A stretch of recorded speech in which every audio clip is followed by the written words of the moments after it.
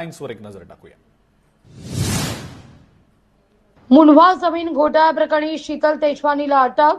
तेजवानीचा घोटाळ्यात थेट सहभाग असल्याचं स्पष्ट झाल्यावर पुणे पोलिसांकडून कारवाई।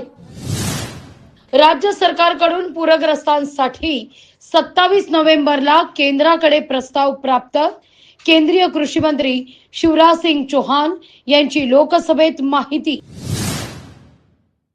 राज ठाकरेंनी घेतली खासदार संजय राऊत यांची भेटीत संजय राऊतांच्या प्रकृतीची केली विचारपूस। तर उद्या बावनकुळे राऊतांची घेणार भेट। वसई विरारमध्ये बहुजन विकास आघाडीला खिंडार। नालासोपाऱ्याचे आमदार राजन नाईक यांच्या नेतृत्वात 4 माजी नगरसेवकांचा भाजपात प्रवेश। नाशिकचे प्रसिद्ध बांधकाम व्यावसायिक नरेश कारडाला अटक।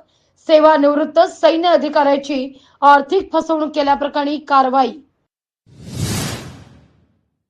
आणि बेकायदेशीर बाईक टॅक्सी चालवणाऱ्यांवर आणि रॅपिडो, उबेर यासारख्या ॲप आधारित कंपन्यांवर गुन्हे दाखल करा, परिवहन मंत्र्यांचे निर्देश।